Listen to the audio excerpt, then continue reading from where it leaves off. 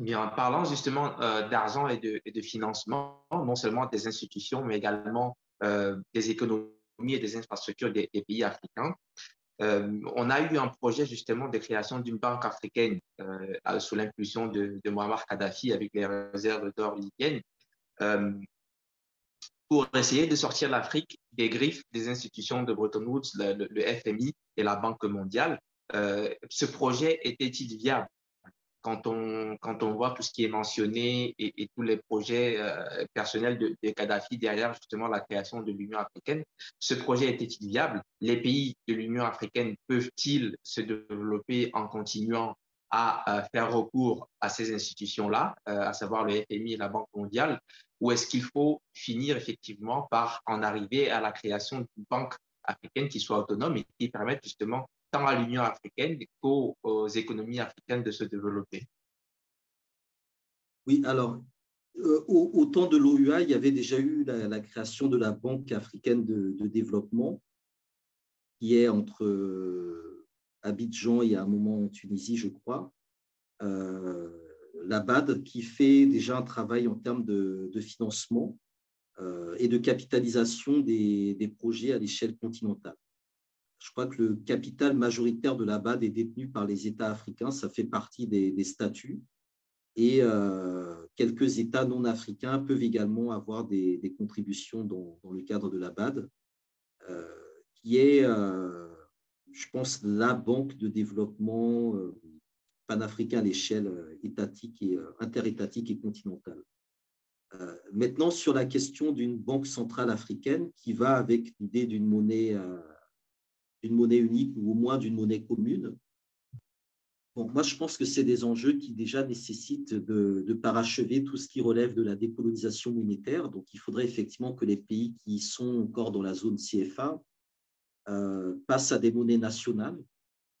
Voilà, moi, c'est un peu ma position. Je crois qu'aujourd'hui, il faut aller vers des monnaies nationales. Alors, ce n'est pas ma position nouvelle, mais c'est-à-dire qu'avant, j'étais plus effectivement sur l'idée d'une monnaie unique. Mais je crois que c'est important de passer par des monnaies nationales, comme c'est le cas pour la majorité des États africains aujourd'hui, et qu'ensuite, à partir de ces monnaies nationales, rebâtir effectivement une politique économique, monétaire et financière continentale qui peut marcher par convergence, c'est-à-dire rapprocher les économies africaines qui ont des liens, des affinités les unes avec les autres, et, et ensuite créer effectivement quelque chose qui puisse assurer l'autonomie financière, l'autonomie bancaire du continent africain. Le projet de Kadhafi, d'une banque centrale et d'un fonds monétaire africain, pour sortir effectivement des institutions de Bretton Woods, il avait déjà été pensé auparavant par d'autres. Là aussi, ce n'est pas quelque chose de nouveau. Kadhafi n'était pas l'Africain qui avait des idées auxquelles personne d'autre n'avait pensé avant lui. Beaucoup d'autres y ont pensé avant. Mais la particularité qu'il avait, c'est qu'il avait les réserves des fonds souverains libyens et qu'il avait la possibilité effectivement de miser d'abord sur ces fonds-là pour lancer cette initiative. Maintenant, ça n'a pas été possible parce que Kadhafi ne pensait pas en fait une déconnexion réelle du système financier international, comme quelqu'un comme Samir Amin le pensait, l'économiste Samir Amin, mais plutôt une insertion de l'Afrique dans le marché mondial, dans le marché international. Ce qu'il faut bien comprendre, c'est que Kadhafi, lorsqu'il prend le projet de l'Union africaine, la Libye sort de l'embargo. La Libye a été sous embargo, exclue de la communauté internationale pendant 2 décennies, et lui, il a besoin de se réintégrer dans le système international. Ce n'est pas un truc pour sortir l'Afrique du système international, c'est un truc pour, au contraire, ramener l'Afrique dans ce système international néolibéral, mais avec des outils qui eux-mêmes sont des outils du néolibéralisme. Donc ça, c'est quelque chose qui, je pense, c'est important à comprendre, sa position à lui. Maintenant, le Fonds monétaire africain, il faisait partie effectivement des projets qui pouvaient rentrer dans quelque chose de plus large, notamment dans ce qui était à l'époque développé avec, par exemple, avec le Venezuela avec quelques autres pays d'Asie, ce qu'on appelle la Banque du Sud, qui aurait en fait permis aux pays de l'hémisphère sud, comme on dit, eh bien de se déconnecter de la finance globale, de la finance internationale, mais je ne suis pas tout à fait certain que la logique, la vision de Kadhafi allait dans ce sens-là. Et je le souligne aussi à titre d'exemple par le fait qu'il avait quand même beaucoup investi en Occident. Voilà, les fonds libyens finançaient beaucoup plus des projets ou des équipes en Italie, aux États-Unis, etc., que sur le continent africain. Et du point de vue africain, l'argent de Kadhafi paraît énorme dans ce qui a été donné, entre guillemets, aux pays subsahariens. Mais quand on fait le ratio vis-à-vis de ce qu'il a investi dans le système de domination globale, ce n'est pas forcément grand-chose. Et quand on voit aussi le rapprochement qu'il a eu vis-à-vis de Sarkozy, on peut s'interroger sur la manière dont un panafricanisme de déconnexion aurait pu se construire tout en restant dans des mécanismes qui sont fondamentalement france-africains, parce que Kadhafi appartient aussi à l'histoire de la France-Afrique. Donc cette logique de déconnexion, elle n'est pas présente. Il y a une idée de réinsertion de l'Afrique dans ce système-là, mais avec ses propres outils, mais pas de déconnexion. Et c'est en ça, encore une fois, que le projet va être torpillé par les Occidentaux, parce que les Occidentaux ne veulent pas d'une Afrique intégrée dans la mondialisation telle que Kadhafi le voulait. Ils veulent d'une Afrique désintégrée dans la mondialisation. Mais d'autres étaient favorables au projet de Kadhafi, c'est-à-dire que les choses étaient un peu plus ambiguës. Puis le dernier élément, c'est la question migratoire, puisque les véritables banques de développement en Afrique, ben, ce sont les migrants, ce sont les diasporas. Et donc forcément, beaucoup de subsahariens partaient travailler en Libye et renvoyaient de l'argent dans les pays d'origine. Et cet argent-là, c'est un argent qui servait à financer l'économie locale, mais pas les investissements et les infrastructures. Donc l'un des enjeux, c'est comment aussi on transforme cette manne financière de la diaspora ou des migrants en une véritable banque de développement panafricaine qui repose sur l'argent du peuple et non pas sur l'argent de la spéculation, sur l'argent de la prédation, sur l'argent du système. Donc pour moi, il y a vraiment deux visions très différentes, celle d'une réinsertion, intégration, désintégration dans la mondialisation, et celle beaucoup plus d'une banque solidaire panafricaine, d'une banque des peuples, qui me semble aujourd'hui la seule alternative possible, du fait notamment de la destruction de la Libye et du projet de Kadhafi. Très bien, d'où l'importance de toujours bien maîtriser en fait l'histoire. En tout cas, si on voudra demain repenser justement ces institutions-là, ou s'engager sur la voie d'un panafricanisme qui soit débarrassé des tares et des erreurs du passé, ça sera important de bien maîtriser, de bien se souvenir de toutes ces erreurs qui ont marqué le jalonnement et le cheminement de ces institutions-là. Et c'est pourquoi il est important, en tout cas, pour ceux qui sont de la fibre panafricaine, de rejoindre des organisations comme la Ligue panafricaine du Fouta, qui participent grandement justement à la formation, à l'édification justement de nouveaux Africains qui sont tout à fait conscients de ces enjeux, qui ont une pleine connaissance de l'histoire du passé de l'Afrique et également qui sont formés sur le plan stratégique pour contribuer demain à l'essor d'une Afrique nouvelle qui sera donc débarrassée des tares que nous avons cités actuellement. Cela m'amène effectivement à poser la question de savoir quel est le bilan qu'on peut faire donc aujourd'hui de cette organisation-là avec tout ce qui a été cité. Est-ce qu'on peut faire un bilan partant de l'Organisation de l'Unité africaine, l'OUA, à l'Union africaine aujourd'hui? Quel serait donc ce bilan-là selon vous? Le bilan, c'est que les pays africains ont été, on va dire, à 95% libérés du colonialisme juridique officiel, et qu'il reste encore 5% à parachever sur la question du Sahara occidental, sur la question de Mayotte, des îles éparses, des enclaves de Ceuta et Melilla. Donc, il y a encore quelques enclos coloniaux aujourd'hui en Afrique. qui montre que la décolonisation n'est pas achevée. Voilà, donc ça, c'est un premier enjeu qui montre que l'OUA s'est peut-être retirée un peu trop tôt. En tout cas, les idéaux de libération qui étaient portés par l'OUA se sont dissipés trop tôt. Je pense que quand vous remportez une victoire et que du jour au lendemain, vous abandonnez l'état d'esprit qui vous a permis d'obtenir cette victoire, vous êtes quasi certain que vous allez subir une contre-attaque et que vous allez reculer par la suite. Et je pense qu'il fallait rester sur nos gardes. Il y a eu beaucoup d'angélisme au moment de l'élection de Nelson Mandela, où le racisme c'est fini, la ségrégation c'est fini, etc. Bon, alors qu'en réalité, tous les systèmes de domination sont restés présents. Ils se sont au contraire diversifiés sur le continent. Et depuis une vingtaine d'années que l'Union africaine est en place, l'Union africaine n'a pas réussi à résoudre de manière décisive la moindre crise qui a éclaté sur le continent africain. Alors, ça ne veut pas dire que les diplomates sont incompétents. Ça veut surtout dire qu'on ne leur donne pas les moyens. Ça veut surtout dire que le projet et la vision ne sont pas clairs. Et ça veut aussi dire qu'il y a un gros travail pour aller de l'avant.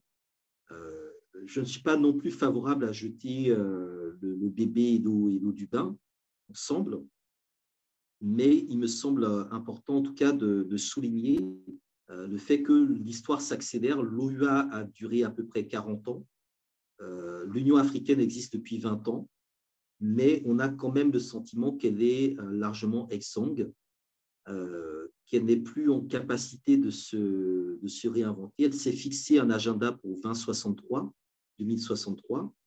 Je pense que pour atteindre cet agenda-là, il faudra qu'elle fasse une véritable révolution interne en incluant davantage la diaspora, ou que la diaspora prenne effectivement le relais ou le leadership sur un certain nombre de questions, et qu'on arrive donc au niveau de nos organisations, comme la Ligue panafricaine Moudja, à amener au pouvoir des dirigeants réellement panafricanistes, parce que sans hommes et femmes panafricanistes à la tête de ces structures, on ne peut pas en attendre grand-chose du point de vue du panafricanisme. Donc, je pense que c'est aussi un miroir qui nous est renvoyé.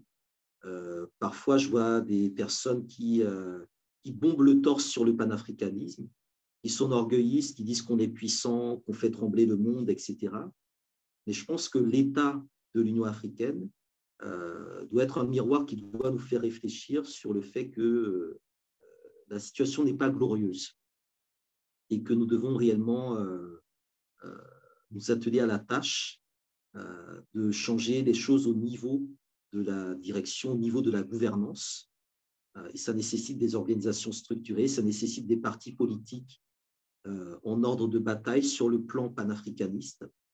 Et ça nécessite aussi des populations, des militants, des mouvements vraiment éduqués à la question panafricaine. Et ça aussi, c'est quelque chose que l'Union africaine ne fait pas.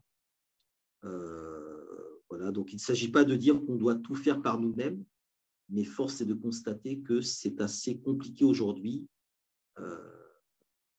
d'avancer sur la question du panafricanisme avec une institution qui ne se montre pas forcément ouverte ou coopérative sur un certain nombre d'enjeux, non pas parce qu'elle ne veut pas, mais que dans bien des cas, elle ne peut pas ou elle n'en a pas les moyens ou ne veut pas s'en donner les moyens.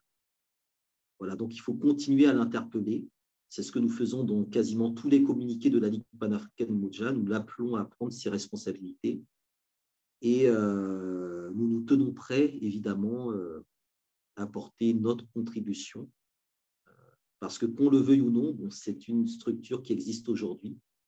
Et tout ce qui existe aujourd'hui doit être panafricanisé de la manière la plus forte possible. Et effectivement, la question des moyens à disposition pose grandement un problème. Pour en revenir, par exemple, à la BAD, la Banque africaine de développement, de cette institution-là. Seul le Nigeria se distingue en possédant 16% des parts. C'est le seul pays africain d'ailleurs. Derrière, on a les États-Unis avec plus de 5% et le Japon avec plus de 4% des parts. De nombreux pays comme le Cameroun ont moins de 0,09%.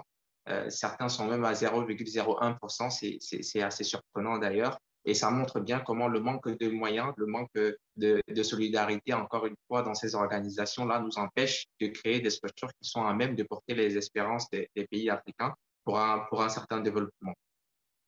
Et on peut se demander donc, au vu de ce bilan-là, la vision de Kwame Nkrumah, qui était celle d'un gouvernement, une armée et une monnaie, était-elle une utopie? Était-elle trop précoce à l'époque? Et est-ce qu'aujourd'hui, cette vision-là est obsolète? Est-ce qu'on peut véritablement parvenir à une Union africaine qui comporte un gouvernement unique, fédéral, une armée et une monnaie commune? Sur le gouvernement, c'est toujours l'objectif. L'idée d'un gouvernement continental de l'Union, c'est toujours un objectif qui est affiché. Maintenant, sur les questions plus techniques comme la monnaie, comme l'armée, c'est moins évident. C'est moins évident parce que les pays individuellement ou collectivement sont tous pris dans des parapluies sécuritaires impérialistes, que cela soit américain, européen ou russe. Donc là aussi, l'avancée de la Russie complexifie les choses parce que ça rajoute en fait un acteur qu'il faudra aussi à un moment faire partir à son tour. Donc finalement, ça rajoute de la difficulté ou une étape supplémentaire au moment où on devra aller vers cette vision-là. La question également du projet, de l'actualité du projet de Nkrumah, c'est également une question de formation de dirigeants. Est-ce que les dirigeants sont formés aujourd'hui dans cette vision-là, dans cet idéal-là? Je pense que si on laisse l'Union africaine aux mains de personnes qui ont une vraie conscience panafricaniste, les choses peuvent s'accélérer. Mais dans le même temps, on est sur quelque chose qui est assez bureaucratique, diplomatique, et donc ça nécessite de savoir ménager les susceptibilités, les sensibilités. Donc, à mon sens, l'Union africaine ne peut pas en elle-même accomplir tout ce qu'on attend d'elle par rapport au projet de Nkrumah, mais si 2 ou 3 pays africains, effectivement, prennent une position panafricaniste solide et sincère et non opportuniste, des choses sont possibles. L'un des éléments, par exemple, qui fait que beaucoup de gens étaient un peu réticents vis-à-vis de Kadhafi, y compris des chefs d'État, c'est qu'une partie, par exemple, de sa diplomatie pétrolière était liée à la conversion à l'islam. Voilà, donc moi je vois au Bénin, Kérékou, quand il se convertit, ou même Omar Bongo, il y a des éléments aussi qui interrogent, c'est-à-dire qu'il faut qu'il y ait dans 2, 3 pays africains qui ont peut-être la possibilité d'être des locomotives des forces panafricanistes qui puissent, je dirais, montrer ce que doit être un panafricanisme inconditionnel. C'est-à-dire un panafricanisme qui ne soit pas lié à des compromis, des consensus ou des compromissions qui, finalement, ne nous apportent pas grand-chose. Donc ça, je pense que c'est important et je crois que c'est vers ça aussi qu'il faut travailler aujourd'hui. Après, sur le projet de Nkrumah, comme je disais, il est toujours d'actualité. Il est toujours à l'horizon. Je pense que plusieurs personnes, plusieurs organisations y travaillent à différents niveaux. Mais encore une fois, c'est toujours la question de qu'est-ce que… Vous savez, moi, quand je discute souvent avec des gens, y compris des dirigeants sur le panafricanisme, il y a souvent cette question, qu'est-ce que moi je gagne? Voilà, c'est-à-dire qu'on est toujours dans cette idée de quel est le gain? Quel est le gain de l'unité? Voilà, les gens veulent gagner quelque chose. Et Nkrumah, lui, était beaucoup plus dans une logique de sacrifice. Et je pense que cette logique de sacrifice-là, il faudrait aussi qu'on la ramène sur le devant de la scène, ce qui est très compliqué dans une époque où le panafricanisme est reçoit beaucoup d'adhésions de gens qui ont des projets assez individualistes et opportunistes. Alors qu'en réalité, c'est un objectif de sacrifice, de mise en commun, de partage.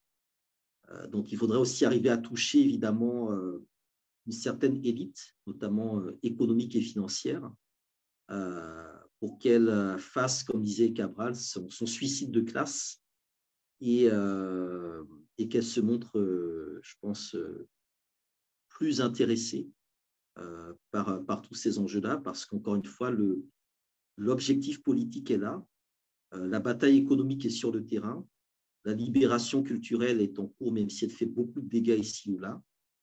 Et donc, du coup, le projet de Nkrumah des États-Unis d'Afrique, il est toujours sur la table. Docteur Hamzat Boukari Yabara, je peux simplement vous confirmer que même au niveau de simples militants comme nous, le fait de tenir des réunions, de se documenter, de lire tout le temps sur le panafricanisme, nous confronte parfois à cette question-là, celle de savoir effectivement qu'est-ce qu'on y gagne à dédier autant de temps et autant d'efforts à cette activité-là. Et effectivement, je pense que la réponse qui m'amène moi personnellement à la Ligue panafricaine du Mimosa, c'est ce désir-là désintéressé de voir l'Afrique présenter un autre visage que celui que la communauté internationale, entre guillemets, lui a construit aujourd'hui. Et en se retournant sur ses propres spécificités, sa culture, son passé, son histoire, mais surtout uniquement sur les aspirations des peuples africains, en totale autonomie, comme cela devait être la vision de l'Union africaine à sa création, de l'Organisation de l'Unité africaine à sa création. Donc, je vais vous demander un mot pour conclure sur cette organisation-là, si vous aviez quelques mots en fait pour résumer le tout, votre pensée sur ou c'est pas une intention, voilà, une recommandation pour cette organisation-là. Quel serait-il avant que nous passions à une phase où nous prendrions quelques questions du public ou des militants qui regardent en ce moment et qui ont probablement des questions à vous poser sur cette importante organisation panafricaine, entre guillemets. Écoutez, dans les recommandations, il faudrait que l'Union africaine se décentralise, qu'elle sorte d'Addis Abeba, qu'elle ait des vraies antennes visibles au moins dans les capitales africaines, qu'elle ait un vrai projet culturel. Voilà, nous sommes plein d'organisations à vouloir créer des bibliothèques sur le continent africain. Bon, je pense que l'Union africaine pourrait tout à fait endosser cette mission de renaissance culturelle, de renaissance africaine. Il y a d'ailleurs une charte de la renaissance culturelle. Elle pourrait aussi être, je dirais, davantage, comment dire, intéressée, je dirais, par les, comment dire, par comment dire, par tout ce que les nouvelles générations mettent sur la table en termes d'innovation. Je pense que là aussi, il y a tout un vivier qui est présent, donc ce serait bien que l'Union africaine l'investisse, en tout cas récupère un certain nombre de cerveaux, de jeunes cerveaux que nous avons et qui partent dans d'autres directions. Voilà. Et puis, dernier élément, mettre en avant le Parlement panafricain, qui est basé en Afrique du Sud, et faire de ce Parlement panafricain l'antenne vraiment centrale, je pense, du débat panafricaniste aujourd'hui sur le continent et dans la diaspora, et reconsidérer justement la position vis-à-vis de la diaspora pour que celle-ci puisse être davantage intégrée. Donc, ce serait notamment élaborer peut-être un passeport panafricain spécifiquement dédié à la diaspora dans ce cadre-là. Merci pour ces recommandations. En tout cas, au sein de la Ligue panafricaine du Moja, la diaspora a toute sa place. C'est d'ailleurs pourquoi notre newsletter et nos activités du mois de mai comprenaient notamment des activités sur la question de la victoire et de la libération en ce qui concerne l'esclavage, donc l'abolition de l'esclavage, les batailles de nos pères qui ont permis justement à nos frères déportés de se libérer. C'était l'une des articulations, en tout cas des activités de la Ligue panafricaine sur le mois de mai. En outre, nous avons cet échange aujourd'hui dans le cadre justement d'un panafricanisme révolutionnaire, les 60 ans de l'Union africaine. Ensuite, on a au sein de la Ligue également participé ce mois de mai à un échange très intéressant sur le panafricanisme révolutionnaire au XXIe siècle, les enjeux, les défis et les perspectives, euh, en partenariat avec quelques autres organisations, le Front uni des quartiers populaires, la MICAS, le Ubuntu et d'autres organisations, la Fondation Frantz Fanon notamment. C'était le dimanche 7 mai, très intéressant également comme activité. Puis, je vous rappelle que nous avons ce mois-ci également en vente le 24e numéro du Pan-African, qui est un magazine qui décrypte l'actualité du continent africain et pas que, et qui permet justement d'avoir une information sérieuse, bien documentée et vérifiée. C'est un document très intéressant que je vous invite instamment à acquérir, qui coûte 4,80 € le numéro. Vous pouvez également vous abonner au Pan-African. C'est un numéro qui contient des articles sur les élections et l'énergie, la question de l'énergie au Nigeria, donc au cœur des enjeux africains. Le soft power culturel au Nigeria également, avec la grosse montée qu'on a d'un point de vue culturel de la musique nigériane et de l'art cinématographique également. Il y a une grande interview dans ce magazine-là d'Aminata Traoré, une interview très intéressante justement sur la question du panafricanisme. Toutes les personnes intéressées au panafricanisme, je vous invite à lire cette interview, mais à vous procurer donc le numéro 24 du Panafrican. Puis on a également des évocations de Amilcar Cabral et d'Adolfo Kaminsky et un article sur l'opposition RDC-Rwanda et le conflit qui perdure. On a également une activité qui s'est déroulée le jeudi 4 mai, c'était le club Éloquence des Griots, une activité qui est mensuelle. N'hésitez pas si vous souhaitez vous former à l'art de l'éloquence. Puis, très important, on a également pour ceux qui sont en diaspora un événement qui sera le lundi 22 mai sur la question justement du retour, le Back to Africa. C'est une question qui intéresse énormément les jeunes Africains, les jeunes panafricains, mais également les Afro-descendants en diaspora. Il y aura donc une émission à laquelle participeront certains militants de la Ligue panafricaine Limoges qui ont fait le pari du retour au Ghana et en Guinée. Donc, n'hésitez pas à suivre cette émission-là. Ce sera le lundi 22 mai à 21h, heure de Paris. Et en outre, on a la question très importante justement de la journée de l'enfant afrodescendant, donc la JDEA, qui est un concept unique avec 3 dates cette année, donc 3 villes différentes. Ça sera à Paris le 17 juin. On aura ensuite Grenoble le premier, non pardon, Toulouse en premier, le samedi 24 juin. Et pour terminer, on sera à Grenoble le samedi 1er juillet.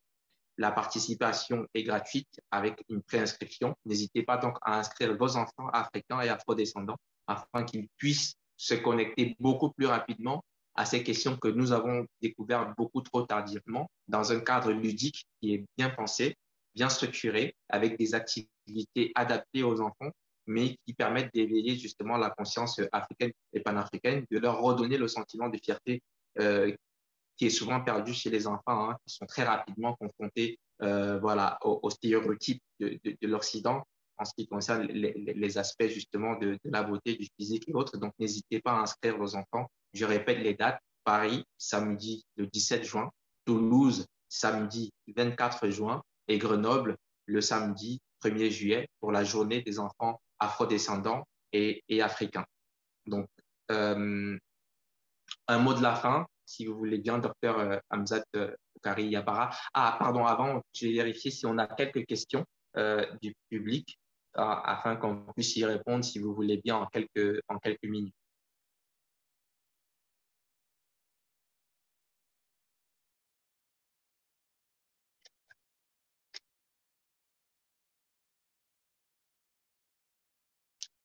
Alors, on a une question d'Annie. Pourriez-vous revenir sur les intérêts particuliers de l'Éthiopie de Haïlé Sélassié à l'époque de la création de l'OUA? Oui, En fait, comme je disais, l'Éthiopie et l'Érythrée, donc l'Érythrée a été détachée de l'Éthiopie et était occupée par l'Italie, c'était une colonie italienne. Et après la guerre, enfin, la guerre entre l'Italie et l'Éthiopie, lorsque l'Éthiopie est libérée, les Britanniques vont administrer l'Érythrée jusqu'en 1952. Et en 1952, l'ONU décide en fait comment dire, de lier l'Éthiopie et l'Érythrée. Donc, il y a un pays qui s'appelait l'Éthiopie-Érythrée au niveau des Nations Unies. Et en 1962, donc un an avant la conférence d'Addis-Abeba, l'Éthiopie décide d'annexer l'Érythrée. Et donc, c'est le début de la guerre de libération d'Érythrée, puisque les Érythréens vont mener une guerre d'indépendance contre l'Éthiopie. Et donc, le cas de l'Éthiopie, c'est très important parce que c'est le seul pays qui n'a jamais été colonisé, mais qui a subi une guerre d'indépendance de la part des Érythréens qui considéraient qu'ils étaient une colonie de l'Éthiopie, alors que l'Éthiopie avait donné l'Érythrée aux Italiens dans les années 1880 par rapport au fait que le souverain éthiopien était, on pourrait aller très vite, en conflit avec l'Érythrée. Donc, du coup, la question de l'Éthiopie, c'est une question qui est très complexe parce que, comment dire, la décolonisation ou la question de la colonisation se pose en interne. Et il y avait la crainte, effectivement, que cette guerre entre l'Éthiopie et l'Érythrée ne devienne en fait une guerre plus large. Et donc, l'enjeu pour l'Éthiopie, c'était de faire de l'Érythrée une question interne, intérieure.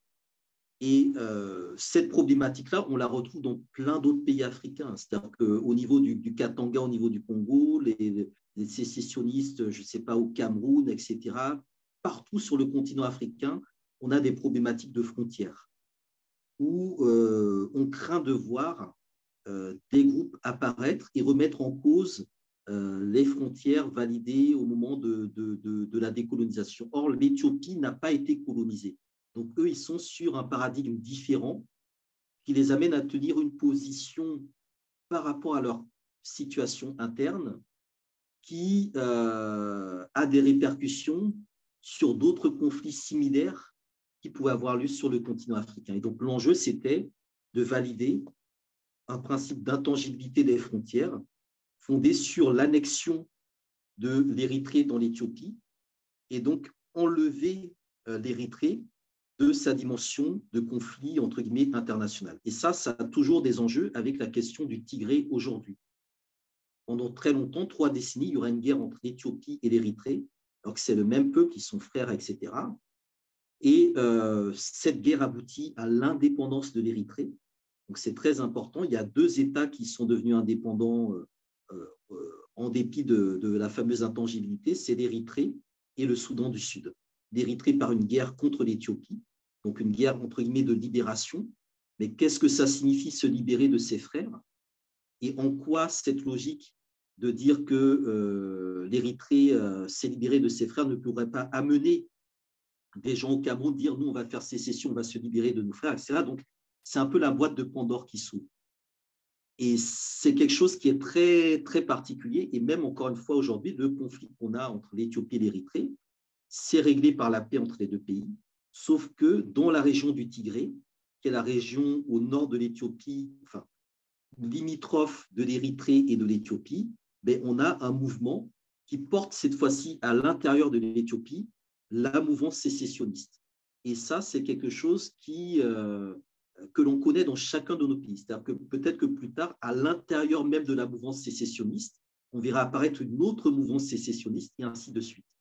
Donc, ce que l'Éthiopie a fait, c'est ce que certains dirigeants disaient à l'époque en disant que si on ouvre la boîte de Pandore, on va voir apparaître des sécessionnismes à l'intérieur des sécessionnismes, à l'intérieur des sécessionnismes, et ça va être ingérable. Alors que la position de Nkrumah, c'était plutôt de dire on efface toutes les frontières. Donc, c'est en ça que la ligne de l'Éthiopie, qui encore une fois n'a pas été colonisée, donc n'était pas du tout dans le même paradigme que les autres, introduit un ensemble de nuances contradictoires avec ce qui se passe aujourd'hui. Et ça aussi, les Éthiopiens l'ont fait en disant que personne en Afrique, à part nous, les Éthiopiens, n'est capable de comprendre la problématique de l'Érythrée. Parce que tous les autres ont été colonisés, nous, on n'a pas été colonisés et on sait ce que représente l'Érythrée par rapport à notre histoire. Et ça aussi, c'est un enjeu parce qu'aujourd'hui, il y a plein de gens, ils ne comprennent rien au Tigré, ils disent que le Premier ministre éthiopien, c'est un dictateur, etc. Bon, bref, ça renvoie vraiment à la nécessité de connaître les histoires internes, les problématiques internes et la manière dont on a créé les divisions à l'intérieur de nos États. Et je pense que pour le Cameroun, c'est pareil. Les Camerounais vont dire que personne à part le Cameroun ne peut expliquer, ne peut comprendre, etc. Mais bon, au final, le panafricanisme, c'est ce qui doit nous permettre justement de comprendre, d'avoir des équivalences. En quoi la gestion du cas de l'Éthiopie ou la guerre au Tigré est en lien ou est en parallèle avec ce qui se passe au Nosso, ce qui se passe en Casamance, etc. Et c'est ça, en fait, l'enjeu du panafricanisme. Oui. D'autant plus que le monde, en tout cas, nous impose de grands ensembles. Même des pays déjà suffisamment puissants sur le plan individuel comprennent la nécessité de se mettre ensemble pour protéger leurs intérêts, à plus forte raison des pays africains qui sont déjà dominés. Ce serait vraiment dommage de continuer dans cette division-là. J'ai d'autres questions qui nous viennent de mairie qui demande quel est le lien ou bien quelles sont les relations de l'Union africaine avec les 8 communautés économiques régionales, le CEDEAO, CEAC, voilà, et autres. Quelles sont les relations donc que l'Union africaine entretient avec ces communautés économiques-là? En fait, les communautés économiques, elles se sont créées à des dates différentes. La première, c'était la communauté est-africaine, la East African Community en 1967, je crois. Après, la CEDEAO en 1975 et après, la CEMAC, la SADC, etc. Et en fait, chaque communauté économique régionale a pour but d'accélérer l'intégration au niveau régional, justement. Et l'idée, c'était qu'ensuite, les 8 communautés économiques régionales fusionneraient dans l'ensemble continental. Voilà, c'est un peu accélérer l'union du continent par des unions régionales et développer les échanges, les relations à ces niveaux-là. Maintenant, il n'y a pas vraiment de lien de relations directes. Hein. Ce sont des, il y a des, je pense qu'il y a des réunions bilatérales entre les communautés économiques régionales et l'Union africaine, mais c'est-à-dire que c'est des communautés qui sont nées avant le lancement de l'Union africaine. Donc, du coup, là aussi, on est sur des calendriers institutionnels différents. Ces communautés-là, elles ont été développées dans ce qu'on appelait le traité d'Abuja en 1991, qui disait que l'Union africaine aboutira lorsque les 8 communautés économiques régionales se réuniront. Et le problème, encore une fois, c'est que Kadhafi a fait n'importe quoi. Kadhafi a décidé de faire l'Union sans laisser justement aux 8 communautés économiques régionales de faire le travail prévu par le traité d'Abuja. C'est pour ça que des gens ont dit, notamment les Nigérians, les Sud-Africains, ont dit non, ça va trop vite. Nous, on a déjà notre agenda. Notre agenda, ce n'est pas l'urgence de Kadhafi. On a déjà validé un truc. Il faut que le truc se fasse dans la durée, avec patience, etc. Mais Kadhafi était pressé. Kadhafi n'avait pas le temps. Kadhafi avait l'argent. Et on est passé à l'Union africaine. Alors que l'Union africaine devait être le résultat de la fusion de ces 8 communautés économiques régionales. On n'a pas laissé le temps à ces 8 communautés économiques régionales de fonctionner à partir du traité d'Abuja. Et dans ce traité d'Abuja, il était prévu qu'en 2034, on ait la fusion et la constitution de ce gouvernement continental d'Union africaine. Et avec la rapidité de Kadhafi, qui a mis en place l'Union africaine, on est passé à un agenda qui dit que ce sera peut-être pour 2063. Donc, on voit bien parfois que l'urgence, la vitesse, la précipitation nous fait parfois encore plus reculer que le fait de se dire qu'on a validé un truc, on va s'y tenir jusqu'au bout. plutôt que de voir quelqu'un qui débarque, qui a de très bonnes idées, qui dit il faut faire ça, ça, ça, aller très vite, etc. Et ça, je le dis parce que même au niveau de la Ligue panafricaine ou Moja, des fois, je vois des camarades qui arrivent, qui débarquent, qui ont des idées très intéressantes, qui veulent aller vite, mais aller vite ou dire qu'on va abandonner quelque chose de prévu en amont pour sauter sur quelque chose de rapide d'un coup, ben, généralement, dans la pratique, ça nous met plus en retard. Et l'une des difficultés qu'on a en Afrique, c'est qu'on veut aller dans la précipitation. On ne veut pas se donner le temps. Et généralement, quand on va dans la précipitation, ça ne marche pas. Donc, beaucoup de gens ont dit que cette Union africaine, créée en 2-3 ans, c'est trop rapide pour être crédible. Et qu'il fallait plutôt rester sur les logiques des communautés économiques régionales qui faisaient ce travail-là et qui allaient d'une manière ou d'une autre aboutir à quelque chose de…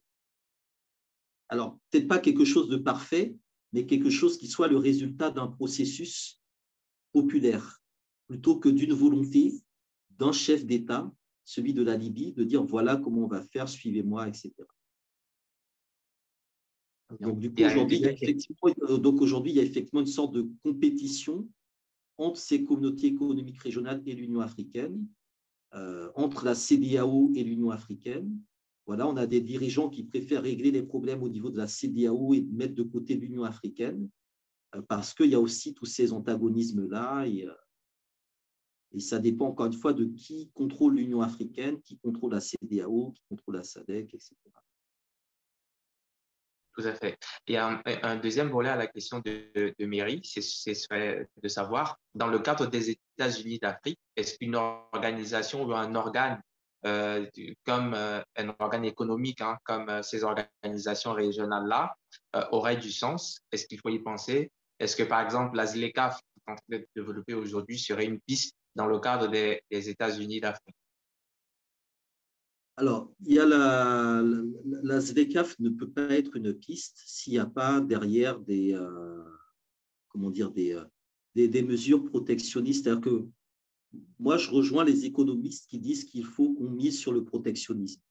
Il faut vraiment qu'on se referme au marché mondial, qu'on développe nos propres industries, qu'on soit autosuffisant sur nos propres marchés avant de l'ouvrir au marché, aux entreprises des autres, parce que les autres sont déjà rodés, ils ont déjà l'expertise, ils ont la technologie, ils ont les moyens, et je ne vois pas où est-ce qu'on veut aller, où est-ce qu'on peut aller si on met en concurrence nos petites et moyennes entreprises ou nos artisans, nos entrepreneurs, avec ceux qui sont subventionnés par l'Europe, avec les Chinois, etc. Je pense que ça, on va se retrouver avec une Afrique totalement pieds et mains liés au marché mondial. En revanche, je pense qu'il est important effectivement qu'on ait… alors ça, c'est peut-être aussi une divergence que je peux avoir avec certaines autres personnes, mais je pense qu'il est important qu'on ait quelques multinationales panafricaines.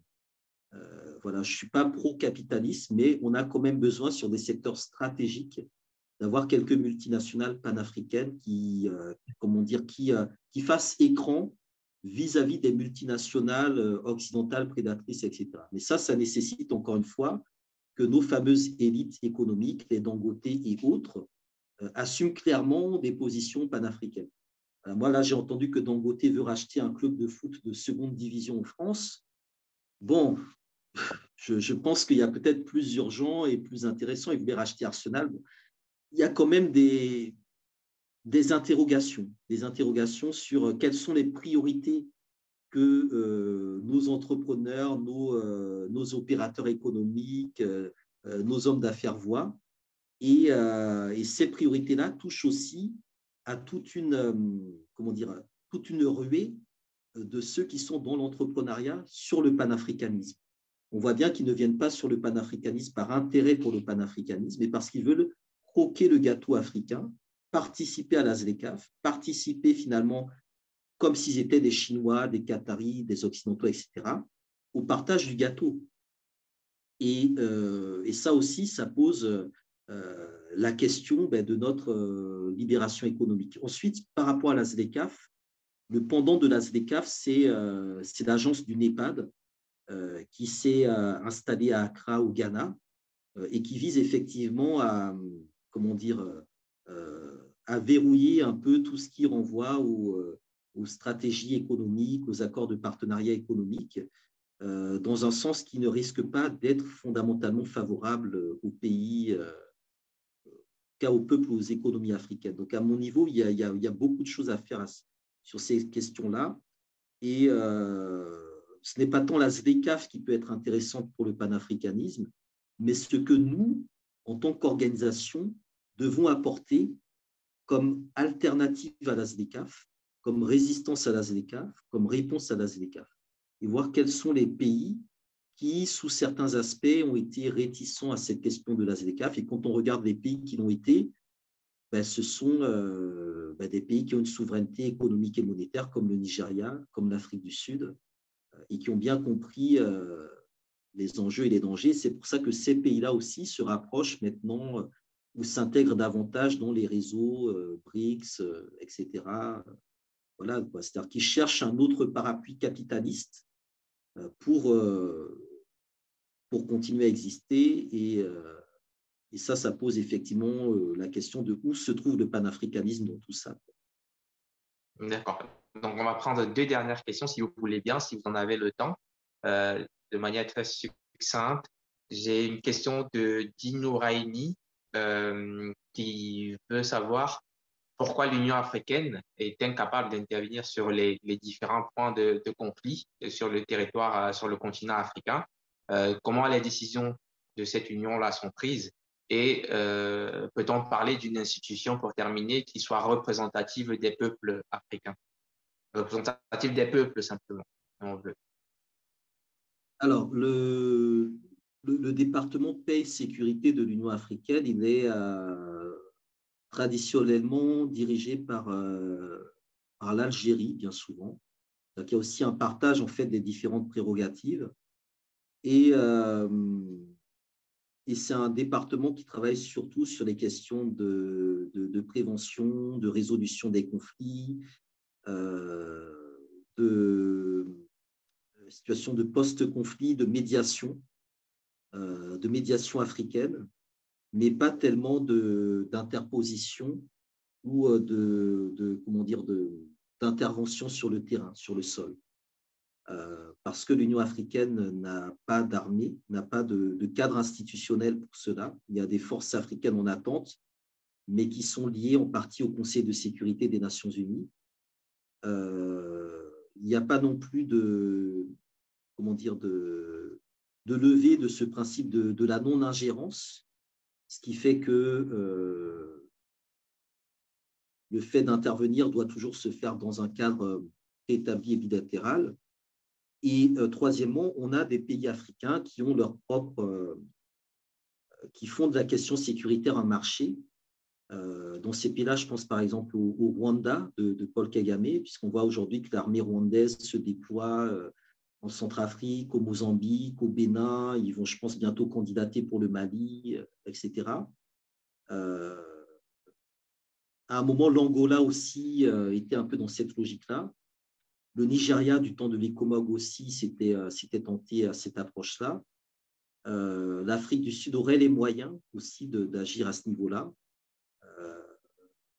Et l'armée algérienne, elle, a pour principe de ne jamais intervenir en dehors de ses frontières.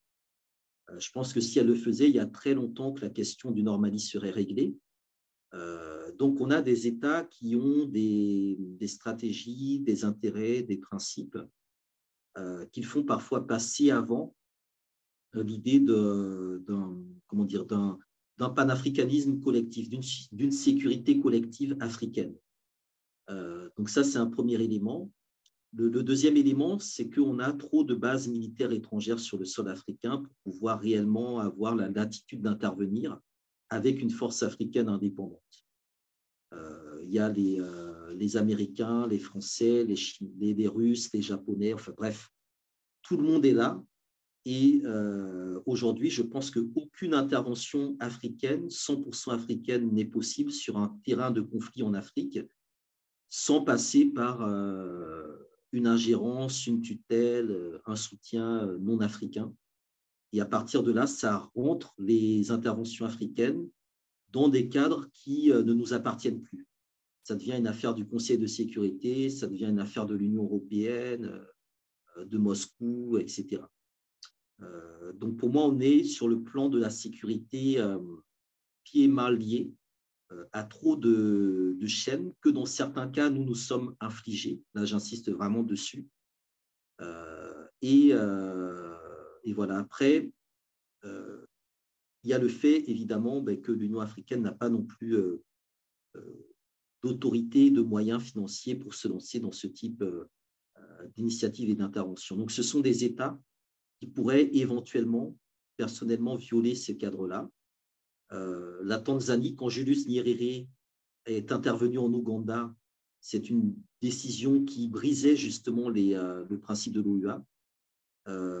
Il estimait qu'il relevait de la sécurité du continent africain de renverser Idi Amin Dada, qui était un personnage très compliqué et très particulier.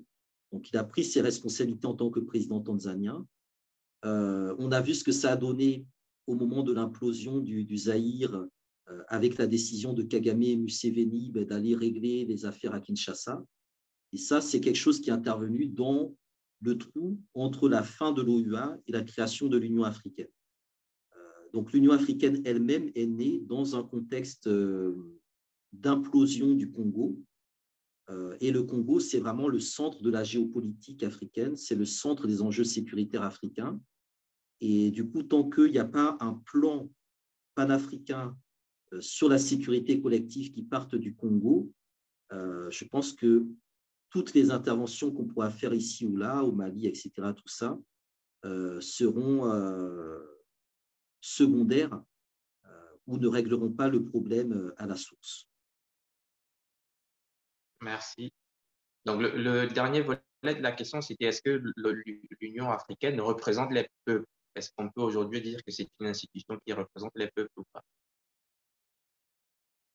Non, elle ne représente pas les peuples. Les peuples sont malheureusement représentés par des chefs d'État que dans au moins, je dirais, un tiers des pays africains n'ont pas forcément choisi.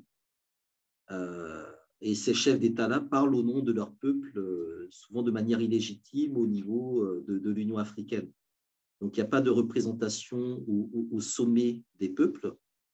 Il n'y a pas non plus de représentation crédible au niveau du Parlement panafricain, puisque les parlements africains sont aussi souvent peu représentatifs des véritables paysages politiques africains. Et troisièmement, l'Union africaine n'a pas de structure réellement populaire et inclusive, en dépit de certains organes, de certains projets qui puissent donner une place centrale au peuple. Voilà, donc de la même manière qu'on appelle à une CEDEAO des peuples, il y a tout un mouvement qui appelle à une Union africaine des peuples, mais cette Union africaine des peuples, il faut savoir quel est le pouvoir qu'on souhaite lui donner. De quoi souhaite-t-on la doter et comment développer tout ça? Une question toute simple, on pourrait tout à fait imaginer un vrai service civique panafricain, un service militaire panafricain.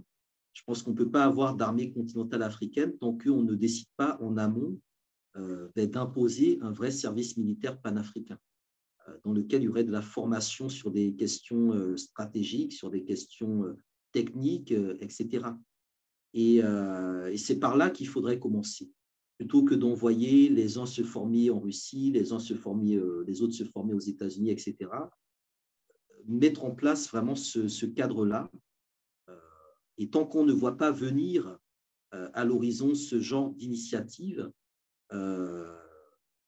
je pense qu'on ne peut pas avoir une structure réellement représentative des peuples parce qu'elle ne les associe pas aux décisions, aux prises de décision, et elle ne crée pas le sentiment d'appartenance, le sentiment de patriotisme continental. Et paradoxalement, ce sentiment de patriotisme continental va être développé dans la diaspora, qui, elle, effectivement, produit du retour en Afrique, mais c'est du retour en Afrique qui n'est pas forcément transformateur des sociétés africaines.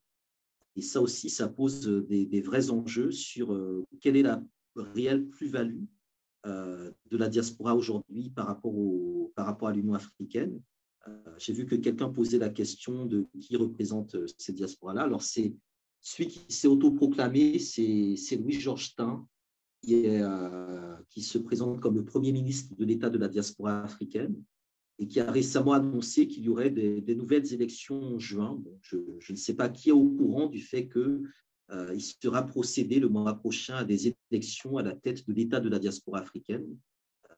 Donc là aussi, on est dans des choses très opaques et qui sont volontairement opaques parce que ce sont des intérêts qui sont préservés, qui sont organisés derrière. Et cette opacité, il faut qu'on en sorte. C'est quelque chose d'assez paradoxal, c'est-à-dire qu'on n'a jamais autant parlé de panafricanisme sur les réseaux sociaux, mais la réalité est beaucoup plus opaque. Et souvent, le panafricanisme qu'on voit sur les réseaux sociaux est très éloigné de l'opacité du terrain, des conciliabules qu'il y a dans ces milieux-là, et de tout ce qui s'organise sans que la majorité qui piaille sur les réseaux sociaux n'en soit informée. Donc, ça pose aussi des questions de cohésion, de rapprochement entre un panafricanisme qui part vraiment très, très, très, très loin sur les réseaux sociaux, parfois beaucoup trop loin, qui rate un peu les étapes et les stations, et ces cadres institutionnels où des choses réelles se décident sans que personne ne soit au courant. Et ça aussi, ça pose des questions sur qui a intérêt justement à ce que le panafricanisme soit hégémonique sur les réseaux sociaux, mais totalement opaque dans les lieux de décision comme le sont justement l'Union africaine. Et puis, vous mentionnez effectivement une notion qui me semble en tout cas importante à creuser, c'est celle du service militaire panafricain. Ça me rappelle Thomas Sankara qui disait qu'un militaire sans formation idéologique est un criminel en puissance. Et je peux l'étendre un petit peu justement à nos activistes, un certain nombre d'activistes justement sur les réseaux sociaux qui malheureusement justement sans la bonne formation idéologique sont un peu des criminels d'un point de vue idéologique du panafricanisme ou des projets. Donc c'est regrettable. On va donc prendre la toute dernière question pour sortir vraiment définitivement de cette émission. C'est la question de savoir quel est d'après vous ou quels sont d'après vous les pays, les pays les plus panafricains, les plus pro-panafricanisme aujourd'hui en Afrique? Écoutez, c'est une question qui n'est pas évidente, parce qu'il y a des pays qui ont une tradition panafricaine. L'Éthiopie a une tradition panafricaine, la Tanzanie a une tradition panafricaine, le Ghana, qu'on le veuille ou non, a une tradition panafricaine. Il y a des pays qui ont une histoire aussi panafricaine, la Guinée, le Cameroun, le Congo, l'Afrique du Sud, c'est des pays qui ont une histoire panafricaine, le Mali aussi. Donc tout ça, mais je pense que dans à peu près, un tiers des pays africains, entre un tiers et la moitié des pays africains ont une histoire avec le panafricanisme. Ça, c'est clair et net. C'est clair et net. Il y a beaucoup de pays qui ont produit des expériences panafricaines, qui ont produit des figures panafricaines, qui ont produit des organisations et des partis politiques panafricains. Et tout ça a été un peu mis sous le tapis. C'était mis un peu sous le tapis. Donc aujourd'hui, l'un des enjeux, c'est comment on réarme un peu tout ça. Le Cap-Vert aussi, la Guinée-Bissau aussi. Le Sénégal, c'est quand même le pays de Cheikh Anta Diop, donc il y a une forte minorité panafricaine au Sénégal, ce qui pose d'ailleurs la question de la connexion de cette minorité panafricaine avec la situation, le cas d'Ousmane Sonko par exemple. Un pays comme le Nigeria a des panafricanistes, mais qui sont parfois aussi des grands capitalistes. Donc, ça pose aussi la question de panafricanisme et capitalisme. Donc, je dirais qu'il n'y a pas deux pays ou des pays. Il y a des expériences qui sont là dans une vingtaine de pays africains. Et après, il y a, je dirais, une vingtaine d'autres pays africains qui sont un peu vierges en termes d'expérience à ce niveau-là, ou qui vont avoir des expériences à d'autres niveaux, mais qui ne sont pas moins inintéressantes en tant que telles. Voilà, peut-être même pas une vingtaine, je dirais même une dizaine, quinzaine, parce que bon, si on prend la République centrafricaine du temps de Boganda, il y avait un projet qui incluait quasiment toute l'Afrique centrale et équatoriale. Donc, j'ai tendance à penser que le panafricanisme a traversé vraiment tout le continent, quasiment tous les territoires. Il y en a où il a vraiment accroché et d'autres où il n'a pas pu accrocher pour diverses raisons.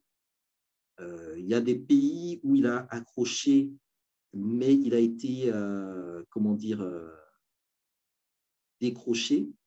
Il y a 3-4 pays, par exemple, qui sont des cas très intéressants.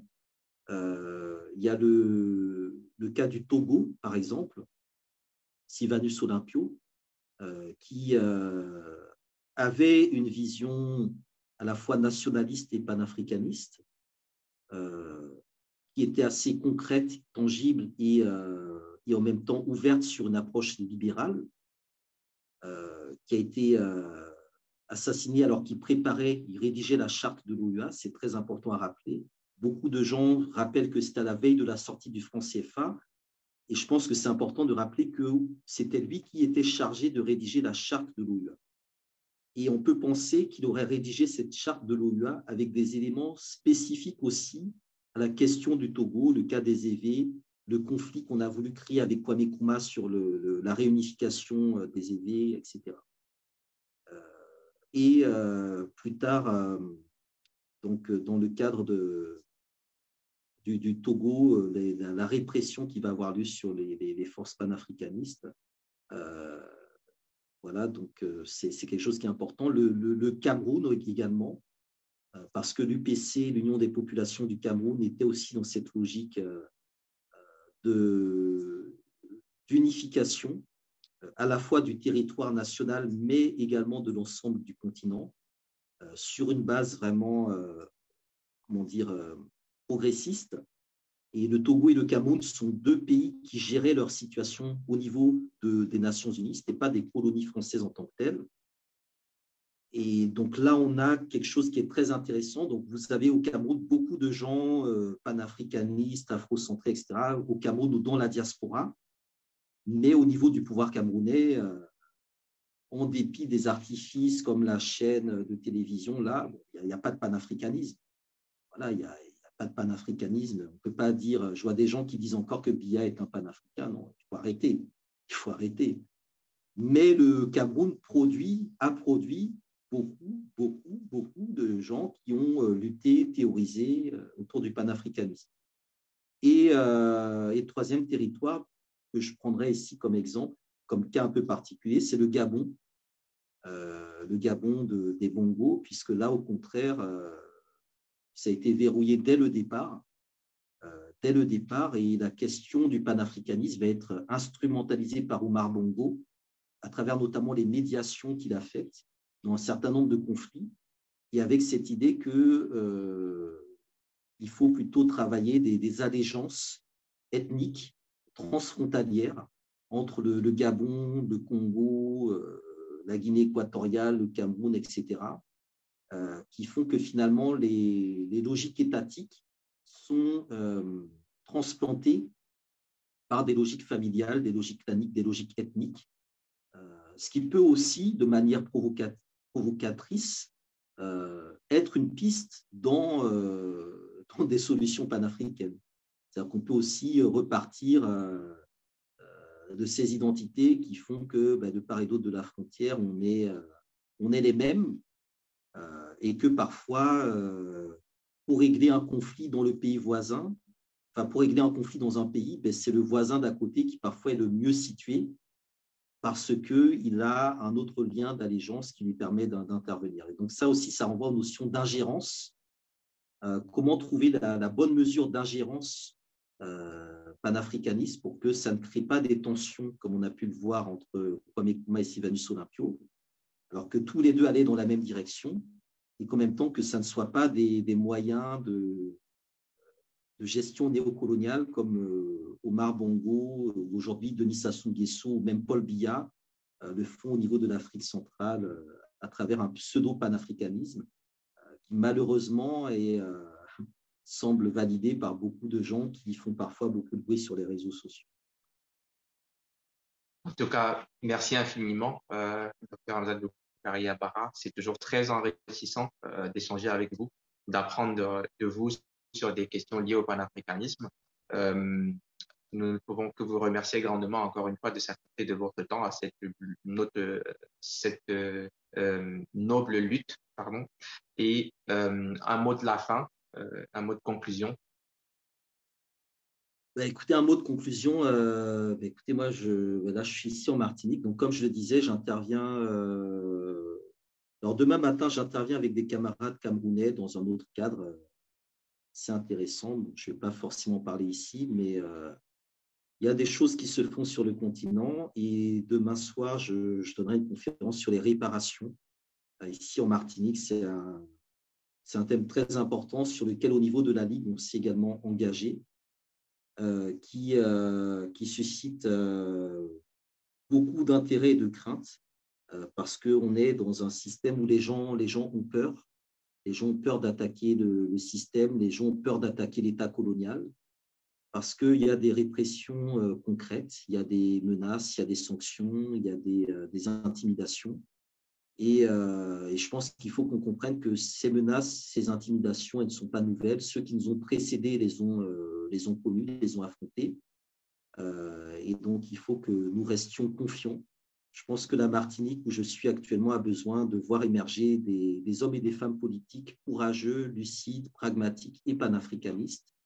Et que sur le continent, on a besoin également du même profil de personnes. Et c'est pour ça qu'on essaie de faire avancer la Ligue panafricaine Moudja et les organisations partenaires dans ce cadre-là. Je rappelle également, pour information, je pense que ça n'a peut-être pas été précisé, mais que le 25 mai, au niveau de la dynamique unitaire panafricaine, on aura également une activité dans le 18e que je pourrais partager dans les réseaux de la LPU, parce que c'est aussi important de travailler pour la journée du 25 mai la question de l'unité, et toujours de l'unité. Je crois que ça doit être vraiment la priorité, sans non plus effacer les contradictions. Je pense qu'on a une longue marche encore à faire en termes de travail et il ne faut pas aller trop vite, parce qu'en allant trop vite, on peut faire rentrer des gens, des mouvements, des idées, des organisations qui font tout retomber par terre. Et c'est pour ça que le cas de Kadhafi est très important à prendre avec des pincettes. Il y a eu un avant Kadhafi. Beaucoup de gens pensent que c'est Kadhafi qui est arrivé, etc. Alors qu'il a plagié Nkrumah, il a mal plagié. Et vraiment, il a mis en échec un processus qui avait été lancé avant lui, dont il n'était pas le centre et pour lequel lui avait besoin d'être au centre du jeu. Donc là aussi, c'est des questions importantes. La question de la patience et de l'humilité font partie aussi des enjeux. Donc voilà, en tout cas, merci beaucoup pour ce temps d'échange. Ici, il est 11h20. Voilà, la journée va continuer. D'accord. Merci, c'était un grand plaisir pour moi en tout cas. Et je vous rappelle que vous pouvez suivre la Ligue panafricaine Umoja sur Facebook en tapant Ligue panafricaine Umoja. Nous sommes également sur Instagram. C'est pareil, ce serait donc Ligue panafricaine Umoja en un mot. Vous pouvez également nous suivre sur Twitter à l'adresse LP Umoja. Et enfin, il y a le site www.lp-umoja.com pour pouvoir nous suivre, mais surtout vous engager si vous avez la fibre panafricaine, si vous souhaitez vous aussi participer, contribuer à l'émergence d'une Afrique nouvelle, différente de celle qui nous est donnée à voir jusqu'à présent. Et c'est Stokely Carmichael, Kwame Touré, qui disait, si vous n'êtes pas dans une organisation qui travaille pour le peuple, alors vous êtes contre le peuple. et la Ligue panafricaine UMOJA est certainement l'une des meilleures, sinon la meilleure organisation dans laquelle il faudrait militer, il faudrait s'engager si on veut véritablement soutenir une vision nouvelle de l'Afrique en travaillant, comme le dit souvent son président, comme des fourmis qui ne font pas de bruit. Je vous remercie de nous avoir suivis et je vous dis à très bientôt. Au revoir.